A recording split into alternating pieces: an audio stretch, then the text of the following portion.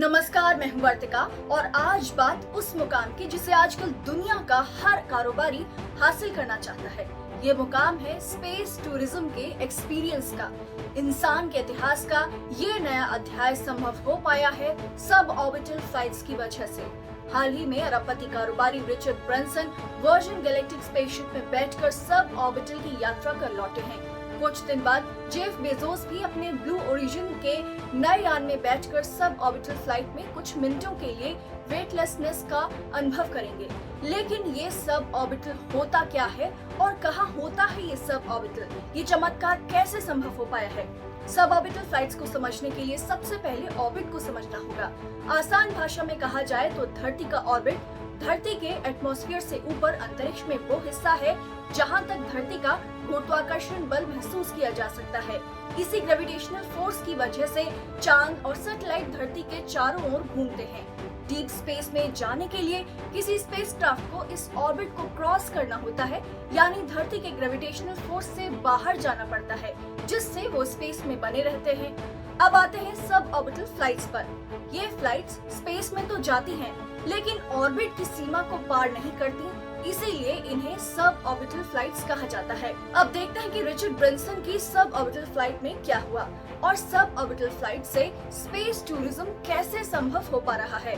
VSS unity space plane को new Mexico के आसमान में पहले एक कैरियर एयरक्राफ्ट के जरिए धरती के 45,000 फीट की ऊंचाई तक ले जाया गया और फिर कैरियर एयरक्राफ्ट डिटैच हो गया और एक छोटे एयरक्राफ्ट की रॉकेट इंजन को ऑन किया गया, जिसने धरती के ऊपर अंतरिक्ष में 2,90,000 फीट या कहें कि 89 किलोमीटर की छलांग लगाई। यानी ये फ्लाइट धरती के लो अर्थ ऑर्बिट से ही लौट आई। आपको बता दें कि धरती का ऑर्बिट उससे कई हजार किलोमीटर दूर तक फैला है और लो अर्थ ऑर्बिट की सीमा है 2000 किलोमीटर तक। अब इस हिसाब से आपको लग सकता है कि अंतरिक्ष में जहां हजारों किलोमीटर की बात होती है तो वहां वीएसएस यूनिटी स्पेसक्राफ्ट केवल 89 किलोमीटर तक ही स्पेस में जाकर आ गया, तो इसमें कौन सी बड़ी बात हो गई? तो आप ये जान लीजिए कि इससे पहले प्राइवेट स्पेसक्राफ्ट से अंतरिक्ष में जाना इंसान के लिए संभव ही नहीं था। ये भविष्य का प्राइवेट सेक्टर है और सब ऑर्बिटल फ्लाइट्स कुछ मिनटों के लिए अब सचमुच के स्पेस का अनुभव करा सकेंगी। इसमें सवार होने वालों को अंतरिक्ष यात्री का तमगा मिलेगा और वो वेटलेसनेस का अनुभव कर पाएंगे और इसकी तैयारी में 10 से 15 साल से ज्यादा का वक्त लगा है। और रिचर्ड ब्रैंसन को जो फ्लाइट लेकर गई थी वो वीएसएस यूनिटी स्पेस की 22वीं ट्रायल उड़ान ही थी और ये आसान काम तो बिल्कुल नहीं है। सुनते हैं कि पहली उड़ानों के टेस्ट के दौरान पायलट्स की जान भी चली गई थी, लेकिन कोशिशें जारी रही। आसान भाषा में कहा जाए तो रिचर्ड ब्रैंसन और जेफ बेजोस के स्पेस व्हीकल्स के लिए स्पेस की धुंधली सी बाउंड्री को क्रॉस कर पाना ही बड़ी सी बात है।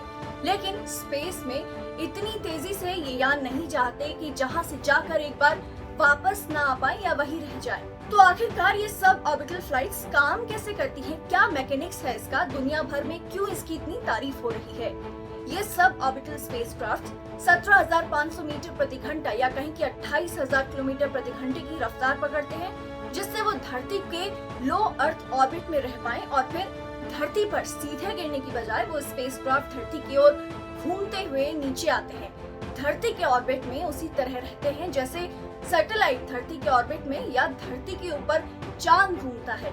साइंटिफिक भाषा में कहा जाए तो ऐसा कुछ भी जो स्पेस की ओर लॉन्च किया जाए लेकिन उसके पास स्पेस में रहने के लिए पूरी हॉरिजॉन्टल वेलोसिटी नहीं हो तो वो धरती पर वापस आ जाती है, लेकिन सब ऑर्बिटल ट्रेजेक्टरी में घूमते हुए।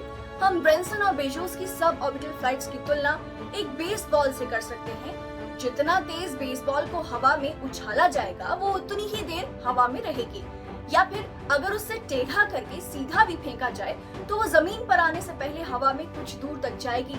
यानी आज अगर सब ऑर्बिटल फ्लाइट अंतरिक्ष में 89 किलोमीटर से वापस लौट आई है तो आने वाले सालों में सब ऑर्बिटल फ्लाइट से ज्यादा दूर तक और ज्यादा देर तक अंतरिक्ष में रहना मुमकिन हो सकता है। और फिर जब तक स्पेसक्राफ्ट धरती पर नीचे आएगा उतनी देर तक इसमें सवार यात्री अंतरिक्ष का मजा ले सकेंगे।